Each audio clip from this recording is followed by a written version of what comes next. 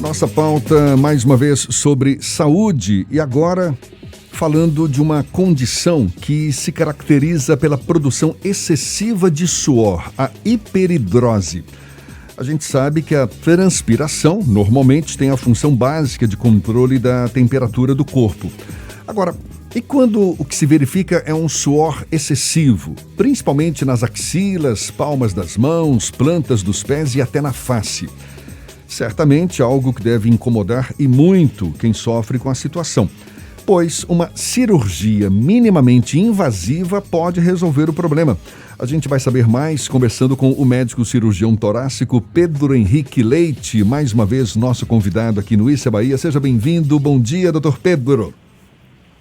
Bom dia, Jefferson. Bom dia, Fernando. Bom dia, ouvintes. É um prazer estar com vocês novamente aí no programa. Prazer todo nosso. Muito obrigado por aceitar o nosso convite. Primeiro, antes de a gente falar sobre essa cirurgia, quais são as causas da hiperidrose, não é? Essa produção excessiva de suor que atinge algumas pessoas. Exato, Jefferson. É o seguinte, a hiperidrose ela pode ser classificada, né, em uma hiperidrose primária, ou seja, a gente não consegue detectar nenhuma causa assim, estabelecida, né?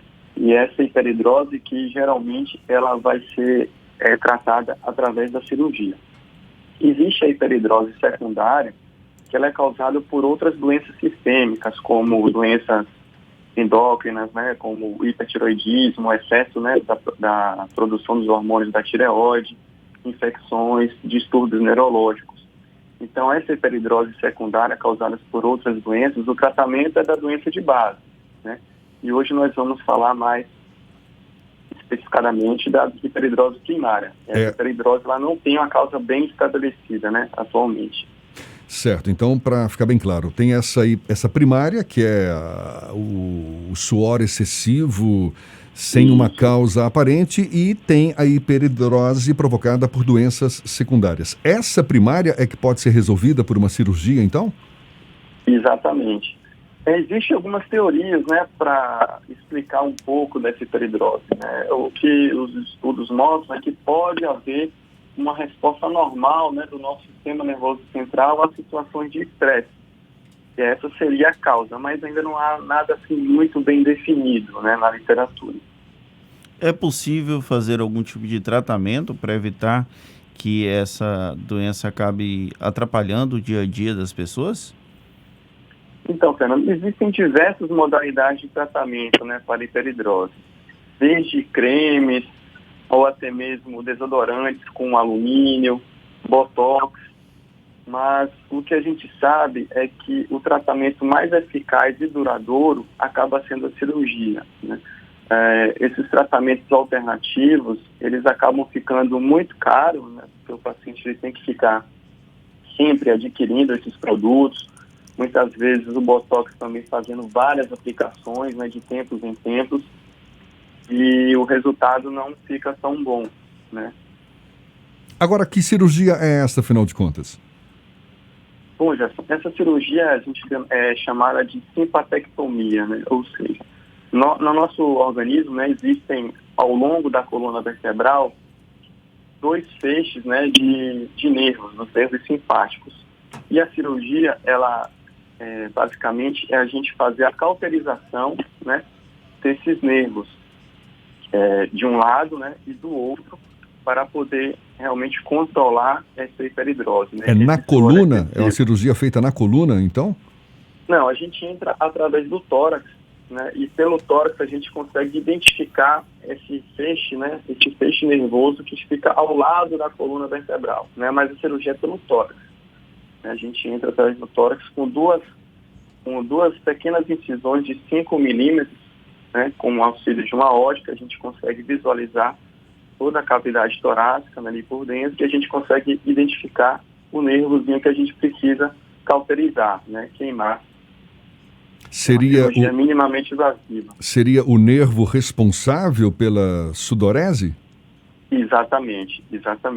Aí a pessoa deixa de transpirar também? Então, é 8 ou 80 nesse caso? Não, o que a gente sabe é o seguinte, a depender do nível, né, que a gente consiga cauterizar esse nervo, o paciente ele para de suar instantaneamente nessas áreas do corpo, certo? Então, essa cirurgia está mais indicada em pacientes que possuem, né, um suor excessivo, principalmente na palma das mãos e nas axilas, certo? Então, essas regiões, elas param de transpirar, né? E um cuidado que a gente tem que ter nessa cirurgia é o nível, né, do gânglio que a gente corta, né? Por quê? Porque a depender, se a gente fizer um corte do nervo muito alto, existe o risco do paciente começar a transpirar em outras regiões que ele não transpirava, certo? Então, uma avaliação pré-operatória, uma conversa com o paciente, detectar alguns fatores de risco que isso pode acontecer, é fundamental para a gente evitar essa complicação, né, que é a sudorese compensatória. Mas a cirurgia, ela tem o intuito principalmente de interromper essa sudorese, principalmente na palma das mãos e nas axilas. Existe algum tipo de tratamento medicamentoso que possa diminuir esse excesso de suor? Existe, né? Como eu falei, existem tratamentos, né, com cremes, com desodorantes, né, com a base de alumínio. Existem medicações orais também, mas também não são isentos de efeitos colaterais, né? São medicamentos que não são tão bem tolerados, né, pelo paciente. Então, mas existe essa opção, né? Existem outras opções, mas que não são tão efetivas, né, como a cirurgia. Lembrando que essa cirurgia, ela tem um alto grau de satisfação dos pacientes, né? É muito difícil um paciente, ele não, quando ela é muito bem indicada, né, um paciente ele não ficar satisfeito com o resultado pós-operatório. Essa cirurgia, ela não pode comprometer o efeito positivo da sudorese, que é equilibrar a temperatura do corpo? Não pode comprometer nesse sentido, não? Não, Jefferson, não. Ela é aceita muito bem pelo organismo. É lógico que a partir do momento que a gente faz a cirurgia, o organismo ele passa por uma fase de adaptação, né? Mas ele vai entrando em equilíbrio e não compromete em nada nessa homeostase, né? Nesse equilíbrio da temperatura corporal. O senhor falou que essa sudorese primária, essa que pode ser corrigida com a cirurgia, não tem uma causa aparente. Agora, a gente percebe que tem um quê emocional também, não é? Que provoca um suor excessivo, pelo menos para algumas pessoas. Essa é uma causa dessa hiperidrose também? A gente percebe que muitas vezes esse suor excessivo ele é desencadeado por situações de estresse, né? Fatores psicológicos, e isso aí realmente está bem associado à hiperidrose. Na minha infância, né, eu tinha um amiguinho na escola que ele, quando ia fazer prova, era uma suadeira nas mãos, assim, impressionante, porque ele não conseguia marcar no gabarito, né, manchava tudo. Toda a prova, né, era um transtorno para ele. Por que são essas as regiões em que o corpo mais transpira, não é? As axilas, as extremidades do corpo, tem uma razão para isso? Olha, nós temos uma razão bem estabelecida, né? O que a gente sabe é a característica, né, desse suor excessivo na hiperidrose primária. Geralmente ele ocorre bilateralmente, né, na palma das mãos, na face, nas axilas e nos pés. Esse é o padrão, assim, da doença, geralmente desencadeada por fatores psicológicos e estresses emocionais. A pessoa pode desenvolver essa doença ao longo da vida? Boa pergunta, Fernando. Geralmente os sintomas eles começam na infância para a adolescência, né? Geralmente ali na puberdade, que é quando a pessoa ela começa a ter uma interação social maior e ela começa a perceber melhor o seu corpo, né? Então a doença começa aí geralmente ali na infância para a puberdade, certo? Após esse período, né, é muito difícil o paciente começar a desenvolver isso, né? Então geralmente ela comete essa faixa etária. E é possível que fatores genéticos estejam envolvidos no desenvolvimento dessa doença? Sim, com certeza. A gente vê que existem casos na família, né? Geralmente um paciente que tem quando ele vai buscar, né, a história, vê que um familiar ele já teve. Então, os estudos mostram realmente que existe algum componente genético na fisiopatologia aí da hiperidrose. Eu estou fiz uma rápida pesquisa aqui. É o tipo da condição que acomete mais as mulheres? Estou vendo aqui 60% mulheres, 40% homens. É o que se observa? Não, geralmente acomete igualmente, né? Tanto homens e mulheres. Não há uma predileção pelo sexo, né? Ela acomete tanto os homens e mulheres e é uma condição assim, muito comum na nossa população, né?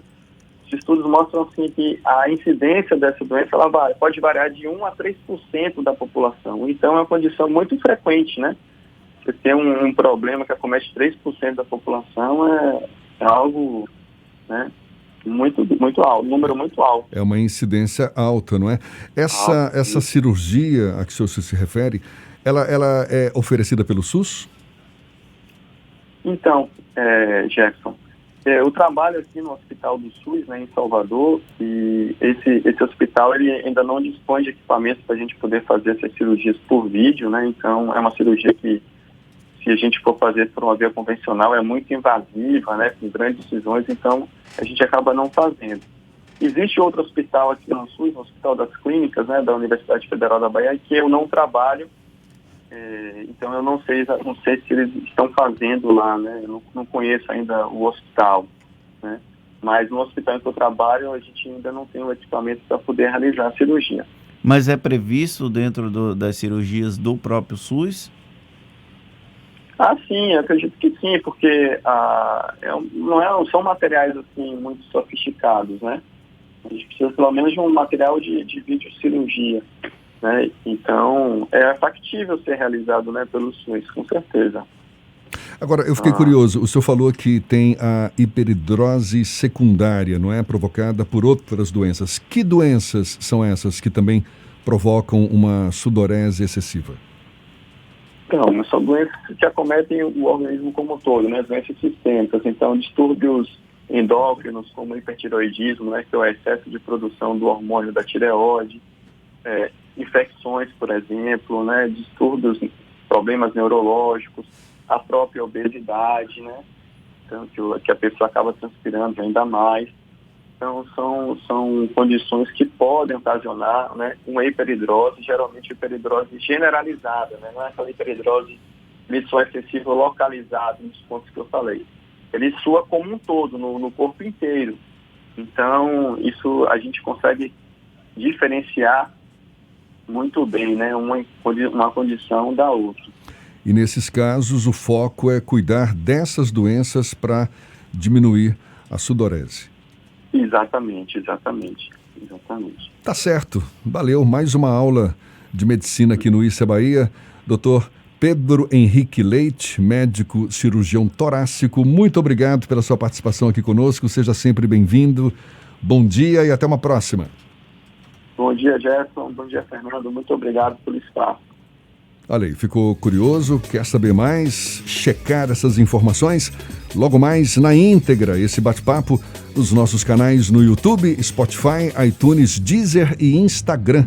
Agora, 7:54 na Tarde FM.